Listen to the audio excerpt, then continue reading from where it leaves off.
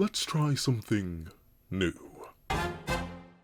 What's up, guys? That guy with a pencil here. Fun fact, I do to have it on me and keep it on me at all times. And another fun fact, I have 10 minutes to do a review of chapter 161 of Gachiakuta, which is known as Opening. So, this chapter, boy, does it have a lot in it! In terms of, like, character work, lore work, background work, future work, question mark? And I think the biggest thing that has everyone losing their minds, even more than, the ending of the chapter and realistically the meat of it, it's this opening page with Tamsi. Now, it had long since been established that Tamsi was going on vacation. He had places to be, things to do. He came to Corvus, got the request in, and then up and dit from the narrative. He was not in the Doll Festival arc at all. So, of course, me and many others, as much as we love Tamsi, despite how much of a monster he is, kind of forgot that, he was even a character. And then Arana Sensei is like, oh, you forgot about Tamsi? Boom, Spearwright royalty. And of course, this isn't necessarily confirmed, but I, after reading the chapter, did a lot of peeking around, and it seems like a lot of people are on the same page as your boy, that from the architecture to the quality of his clothing to even just like the sky background itself being so plain and clear and birds flying about, this does seem to flat out be the spear. And I don't know. I don't think the average individual looks this drippy. So with the fit being as elaborate as it is, the scale of the castle, it seems like Tamsi is some sort of Spearwright royalty, or at least has direct ties to them. This actually does kind of explain a lot. Number one, how he knew at all about Rudo, his connection, quote unquote, to Regto and Regto's possession of the Watchmen series, and obviously Tamsi's ability to go from the spear to the ground with no problems at all. We know Rudo has direct ties to the Watchmen bloodline wise, which is why he was probably able to survive the fall with little issue or go between the two realms. But for Tamsi to be able to go back and forth, it's kind of speculation for the longest time. Some people assume that he wrapped himself up in his vital instrument, maybe surrounding himself in that energy allowed him to basically, trick the Watchmen. But now it seems like this may just be an inherent part of his bloodline, or something that he specifically has to do. On top of that, this does feed into the constant, lingering idea of what the heck Tamsi even wants with Rudo particularly, but considering he does have heart of the Watchmen series in terms of the book, and on top of that, does seem to have, access and resources far beyond our understanding, I wouldn't be shocked if he truly understands what dwells within Rudo and is trying to awaken that for a very specific purpose. Do I think Tamsi truly cares about this whole royal affair? Debatable?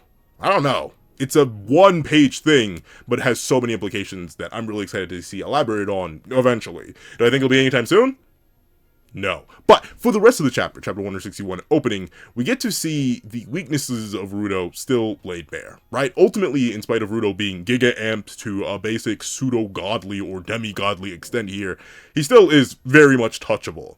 Maimo lands a good kick to his gut, sends the juice out his mouth, and sends him flying. And very specifically, I like how Rudo is being, not necessarily weakened, but being, what's the word I'm looking for here? Humanized. In the sense that even with all this power he's acquired, even with the extra knowledge of divinity that he has relative to the other people of the ground, even with this transcendental strength he's achieved through essentially attaining a merger of his own powers in the Watchmen series and Countess's powers in the Watchmen series, and all the love and effort that was put into his costume, fused all into one super crazy giga being, he's still touchable, right? Maimo, even after losing an arm and being extremely damaged, is still able to hurt him. And notably, we see that the battle goes specifically in Maimo's favor by him consistently just poking and poking and poking at Rudo. I think that's very important to remember, right? Especially Rudo for the past couple chapters. He sort of seemed like this almost transcendent creature even before he literally became one, where he kind of just locked in absolutely. I'm a cleaner. This is my mission. Humans cannot become gods. That's stupid. You're a fool. Like ultimately he had kind of leveled up a whole lot. But this is a fantastic way to remind us that Rudo still has his own core motivations. Rudo is still just a boy. And ultimately, Rudo can't help but fall for this information that he's been desperate for, that he's been longing for. Information that, for all he knows, he could have gotten from, Kuro, or something like that, very easily. But instead of that, he went for what he felt was right in the moment. And now that is coming back to haunt him. And ultimately, I do like that Maimo is exploiting this, right? Notably, in spite of becoming this monstrous powerhouse, and even with the divide seemingly existing between, Maimo, the conscious master manipulator, and Maimo, the mad god of sorts, it still is something that he's able to use, manipulating Rudo through words in order to weaken him down just enough that he can be taken down. And of course, you know, the thing I really like is that Gauntus intervenes with this. The idea that he's been manipulated even more than he thought. The idea that information from the many chokers that have been spread around has been stripped from his mind using Maimo's rule. And instead of, you know, falling into despair over that information and letting Rudo fall into despair, what does Gauntus do? He reconnects with Rudo. He, in fact, amplifies him by essentially redirecting the confusion and awe and terror and concern and uncertainty about all the information that Maimo has and all the information that he has that he needs, that he ultimately knows he cannot get, or at least not get easily from Kuro, since ultimately he doesn't know where to find Kuro right now. And also, he knows that working with Kuro does pay a high price. By having Gauntus come in, someone who also experienced Maimo's manipulation, another user of the Watchmen series, someone else who has felt a guilt and a lack of information for oh so long, to see these two work together and connect, and very specifically, the idea of Gauntus being the shield to Rudo's sword, or realistically, the shield to Rudo's spear, while Maimo is the sword trying to pierce to Rudo's heart with words, and having it actually function and actually work to the point where Rudo's able to rebel against these feelings, that uncertainty, that chaos that Maimo brings. Ooh, it's beautiful. That's scrumptious. And I do like the idea that somehow this is going to backfire still. As triumphant as the chapter ends and as gorgeous as the art is, you know, Keirana Sensei, just a monster with the pen. Very specifically, the idea that the chapter ends with this statement from Rudo, right? Maimo, I just got another reason to I can't read. I just got another reason to beat you to a bloody pulp. I want you to tell me everything you know. So I'm gonna do my darndest to crunch the life out of you. It's over!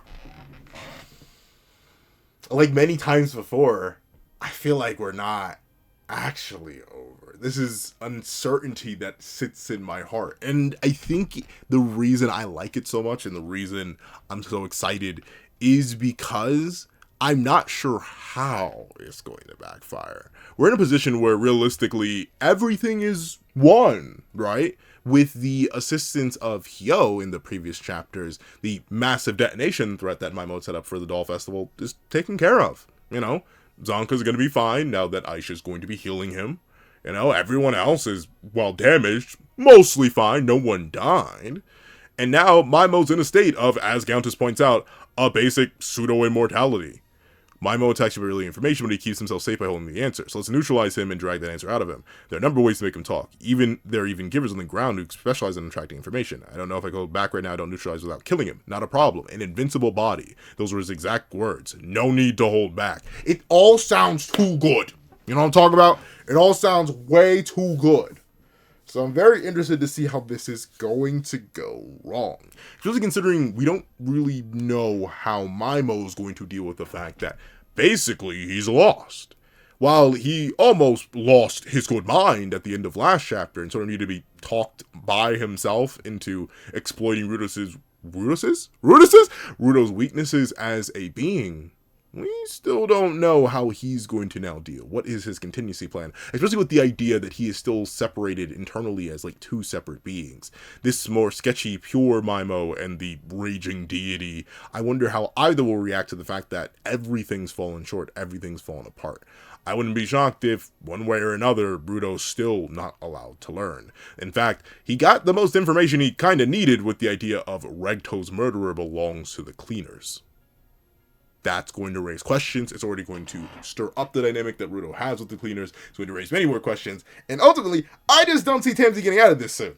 Maybe that's me being crazy. Maybe that's me having a little bit too much fear of Arana Sensei's pen. But this chapter, while setting up Rudo and Gauntus as a fantastic double duo, who I do definitely wonder, how on earth are they going to get nerfed from this point on? Because they're kind of cracked on their own. I know Rudo's going to lose this Giga Amp after the transformation power runs out, but still, Gauntus being able to work with the cleaners to give them all Giga Amps, so seeing directly to their soul, that's gonna be a lot. So I'm very interested to see how the story is going to progress on from this point, considering we're basically kind of cliffing at a rapid rate. But overall, this is, in fact, a W chapter. I'm excited for next chapter. The main bet I have is something's going to backfire, and Maimo's quote-unquote invincible body is going to fail him in one way, shape, or form. Specifically, probably due to the fact that he's doing it wrong, right? Like, ultimately, one, humans cannot achieve divinity, and two, he's not wielding the power appropriately. But I'm out of time, so if you made it all the way to the end of this video, please do me a favor and leave... I can't speak. Leave shield, spear, and sword.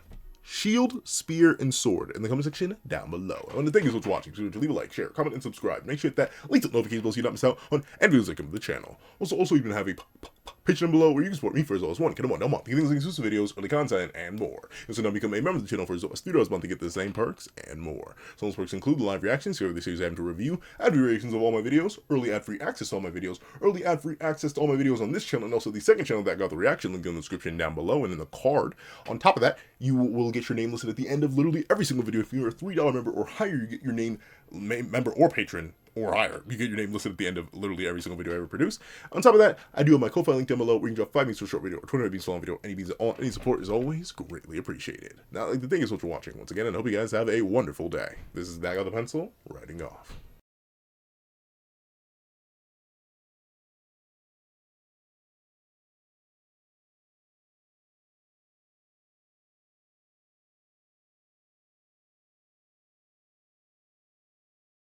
I'd like to give a thank you to our sketch tier members: Eternal Flame, Red Wolf 4765, Astro, Glacier XZ, Zera, J2MA, Guillaume, Pura Ura, Enzo, Yuki Ally, Grim, Ollie, The Boy, Corey Watson, Damon Brown, Magic, CCC, Romano Fiore, Dino, Hector Gonzalez, Tim Thomas, Kaving, Julian Perez, RXN, Nevis97, Logan Guzman, Dead Meme, Karu Deer, Christian Carter, Keon Stewart, Donovan McIntosh, Sino King, Hamza Idrisi, BNA DNA, Edwin Igbinoba, Straw, Athenzi Shear, Antavius Mitchell, Azo2404, Superflame Zero, Weary Exile, Sheesh King, Window Life, Alex Kenny, Victor Jacobs, Todd, Dre, Axis XC, The Practical One, Aswin Hedi Persetia, JMD KD, Devi Pesiet, Landon Clapwick, Heath Nelson, CAET, Funny Dude, Jagoda, Plant Crone, Striker Man, Brandon Payne, Black Sage, and Multi-Batman Superman. Then I'll leave a thank you to Artline Art Tier patrons: A+A, Kevin Encarnacion, Sean, Dread Zoen, Midnight Lord 21, CJ, and Karina Hernandez. Then I'll leave a thank you to our Ink Tier members: King RTX, Shrimp of the 4th Shrimp